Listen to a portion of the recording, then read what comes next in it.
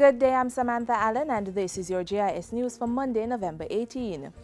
Prime Minister Portia Simpson Miller has made a commitment to the Haitian president to continue to express Jamaica's grave concern in international fora over the Dominican Republic's recent constitutional ruling regarding citizens of Haitian descent. The Dominican Republic's Constitutional Court on Nationality retroactively modified legislation that bestowed citizenship on persons born in that country between 1929 and 2010. In a joint communique issued Friday, Mrs. Simpson Miller expressed concern with the situation, calling it a violation of human rights and international law. The joint communique between Jamaica and Haiti came out of President Michel Martelly's three-day state visit to Jamaica from November 13 to 15. The delegations also agreed to review the Framework Agreement for Development Cooperation between the government of Jamaica and the Republic of Haiti, which was signed in 1997. The aim is to implement specific programs and initiate further cooperation in the related fields. Meanwhile, Youth and Culture Minister Lisa Hanna has asserted that Jamaica stands ready to reset its approach to cultural cooperation with Haiti for mutually beneficial development. She was addressing the cultural evening held in honor of the Haitian president last week.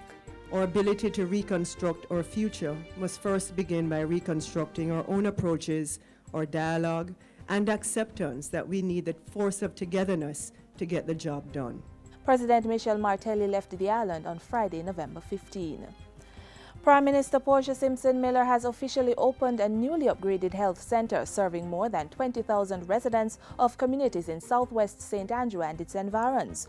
The GLADE Health Center was retrofitted and equipped at a cost of $33.98 million by the National Health Fund and the Chase Fund.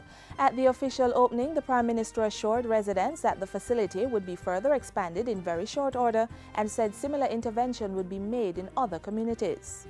Proper health care is not an option, it's an imperative. But we should try to take health care to the people in their natural environment or very close to their natural environment.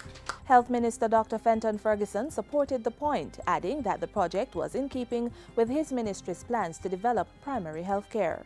We have been moving forward with this across the island. So far, we have completed over 100 health centers. About 1,000 tertiary-level students enrolled in the program of advancement through health and education path are set to benefit from scholarships to complete their studies. The government is providing $100 million to offset tuition fees, boarding costs, or book expenses for the students. A memorandum of understanding was recently signed between the Ministry of Labor and Social Security and the 18 institutions through which the bursaries would be offered. This investment ensures that some of the nation's brightest and most innovative minds are not left behind because of poverty. To qualify for the bursary, students should have been a path beneficiary while in high school, be in their second, third, or fourth year at an accredited university, and received a grade point average of 3.0 or above in their first year.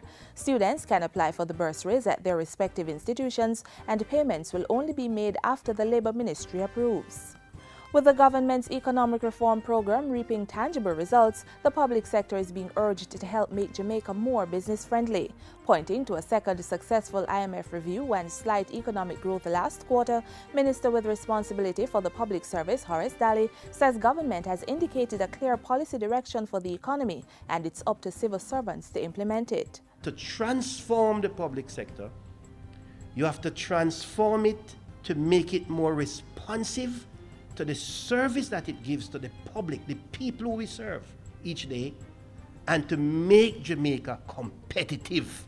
Minister Daly was speaking at the official launch of Civil Service Week, which is being celebrated from November 17 to 22 under the theme Transformation and Renewal for a Better Tomorrow. At the recent launch, the Jamaica Information Services Director of Production, Enthros Campbell, was crowned Civil Servant of the Year.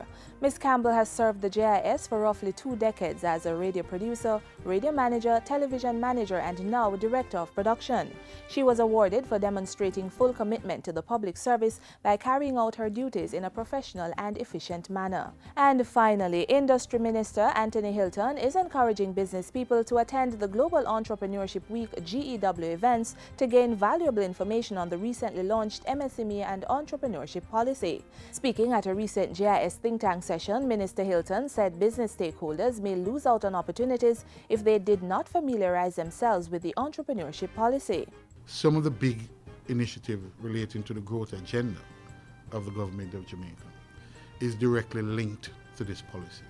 Global Entrepreneurship Week is being observed for the first time in Jamaica from November 18 to 23 under the theme Transforming Ideas into Real Business. There are a number of business clinics being planned as well as a business startup expo on Friday, November 22 at the Terra Nova Hotel in St. Andrew.